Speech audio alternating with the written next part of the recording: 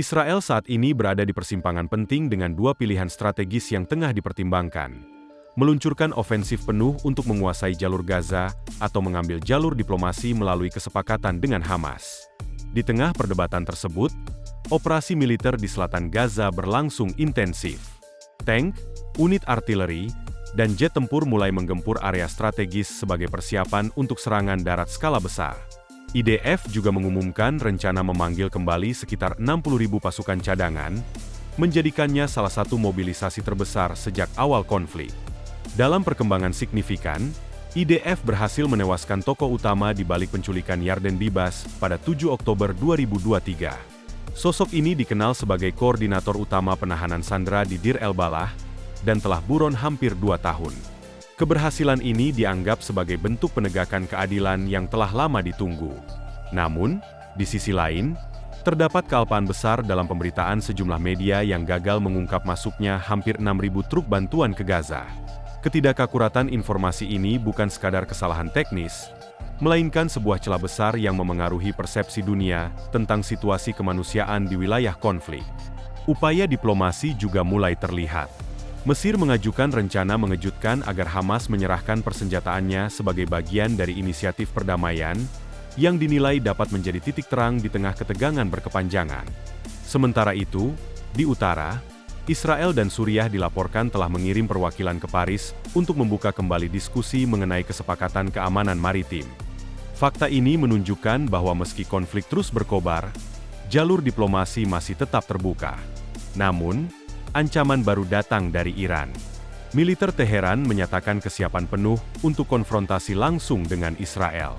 Ironisnya, di dalam negeri Iran sendiri tengah dilanda krisis air parah hingga memaksa penutupan beberapa kantor pemerintahan.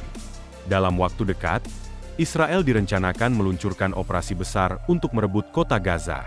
Operasi ini akan melibatkan pengerahan pasukan reguler serta aktivasi hingga 130.000 personel cadangan, dengan target dimulai sebelum akhir musim panas ini. 5 divisi utama IDF dipastikan turun langsung. Tahap awal telah dimulai dengan serangan udara dan darat terbatas di wilayah Zaitun dan Sabra, yang bertujuan membuka jalan bagi invasi penuh dalam beberapa minggu ke depan.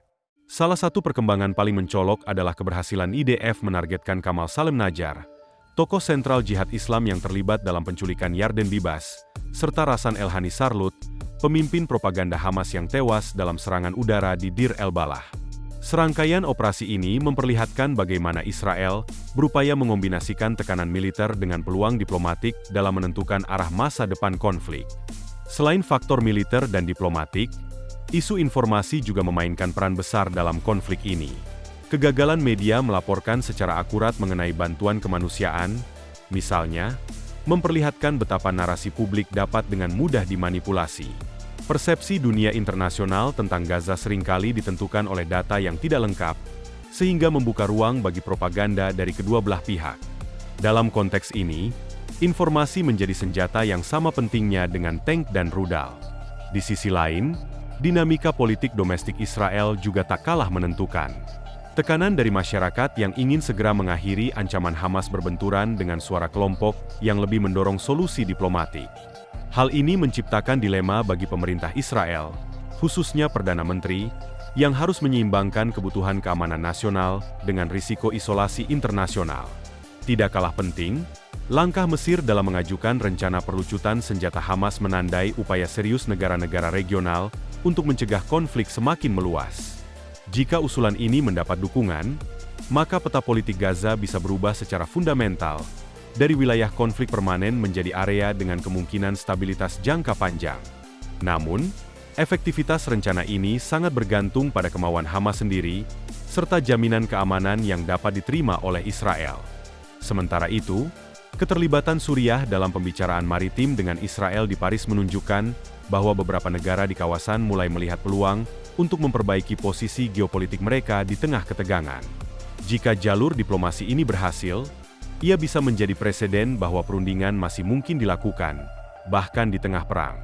Secara keseluruhan, jalannya konflik saat ini bukan hanya soal siapa yang menang di medan perang, tetapi juga tentang siapa yang mampu mengendalikan narasi, menjaga legitimasi internasional, dan mengubah konstelasi politik kawasan. Dengan begitu banyak faktor yang saling bertaut, Masa depan Gaza dan stabilitas Timur Tengah masih sangat bergantung pada keputusan-keputusan strategis yang akan diambil dalam waktu dekat. Serangan yang dilancarkan Israel kini semakin terfokus pada elemen-elemen kunci infrastruktur Hamas dan kelompok bersenjata lainnya.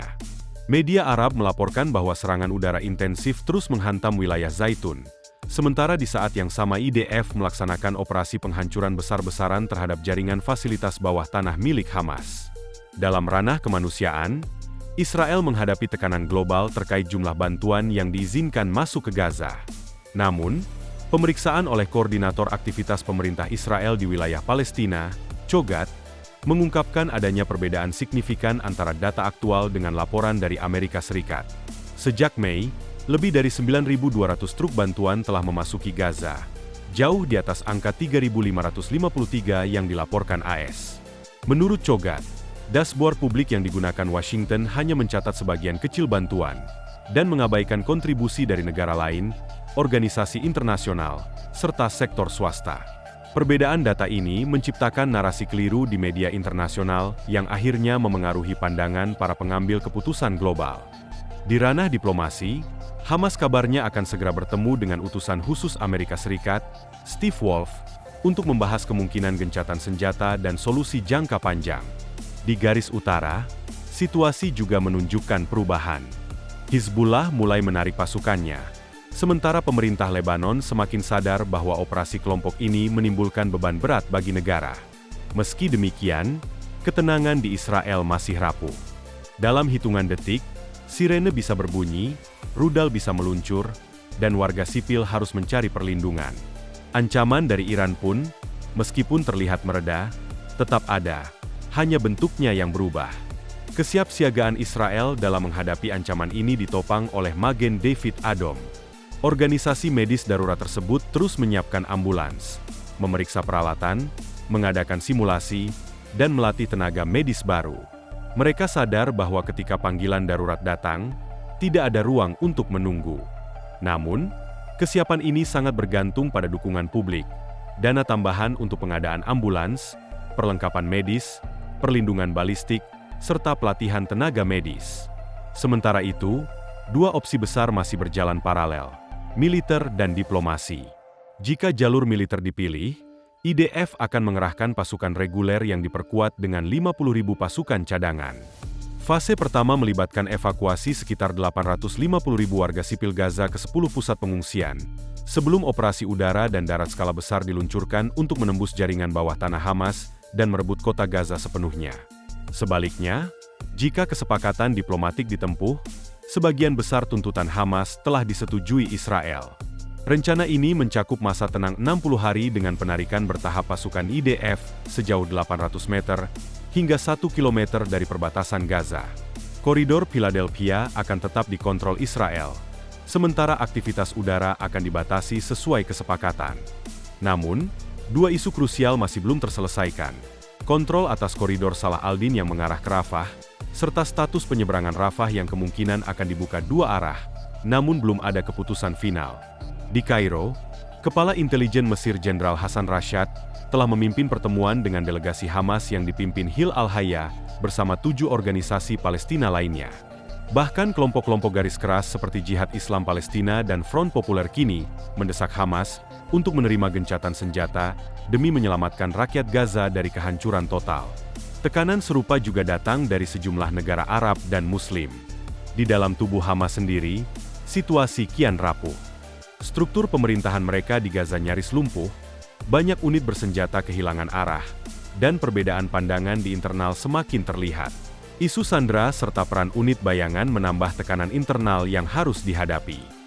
Hamas tampaknya menyadari perlunya jeda, baik secara militer maupun politik, untuk menyusun ulang kekuatan dan mempertahankan legitimasi mereka di mata pendukungnya. Isu utama dalam negosiasi tetap berputar pada masalah senjata. Israel bersama negara-negara pendukungnya menuntut agar Hamas menyerahkan, atau setidaknya membekukan, kemampuan militer mereka. Sebuah usulan dari Mesir bahkan muncul. Hamas diminta menyerahkan persenjataan berat kepada Mesir sebagai jaminan sementara. Gagasan ini menjadi bagian dari rencana jangka panjang yang mencakup pembentukan pemerintahan teknokrat di Gaza, dengan pengawasan langsung dari otoritas Palestina. Namun bagi Hamas, persoalan senjata adalah garis merah yang tidak bisa dilampaui. Dalam sejarah perundingan sebelumnya, isu ini selalu menjadi batu sandungan utama.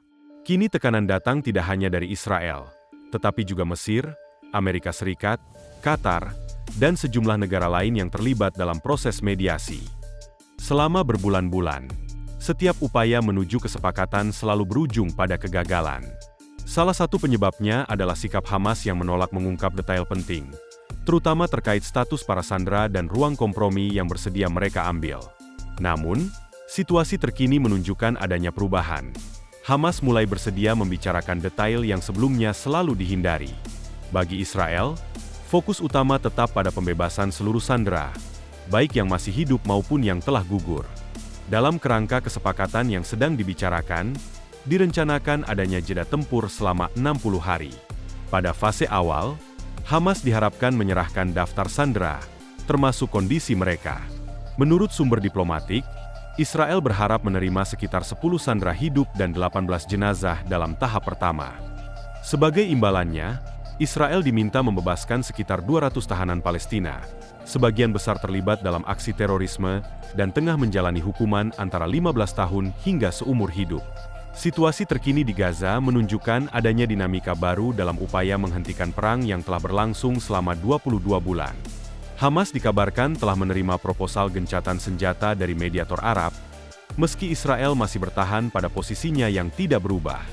Kementerian Kesehatan Gaza melaporkan bahwa jumlah korban jiwa akibat konflik ini telah melampaui 62.000 orang, angka yang mencerminkan skala tragedi kemanusiaan yang terus memburuk. Sementara itu, pasukan Israel dilaporkan tengah mempersiapkan operasi darat besar-besaran yang berfokus di kota Gaza.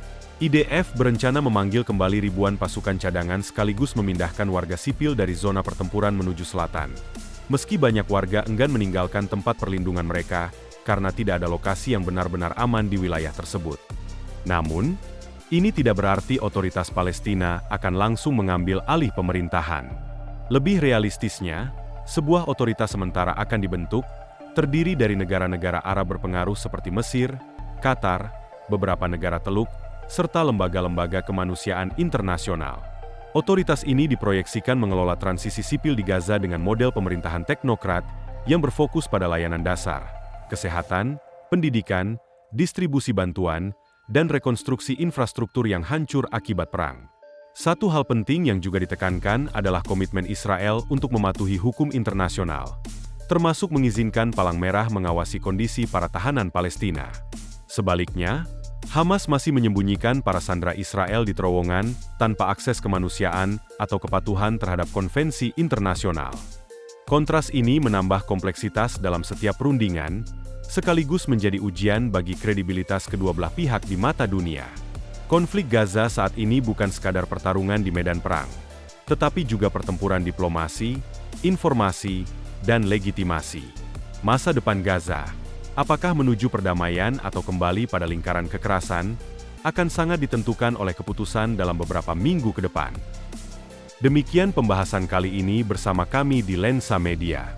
Jika menurut Anda informasi ini bermanfaat, jangan lupa untuk like, share, dan subscribe agar tidak ketinggalan update terbaru dari kami. Sampai jumpa di analisis berikutnya.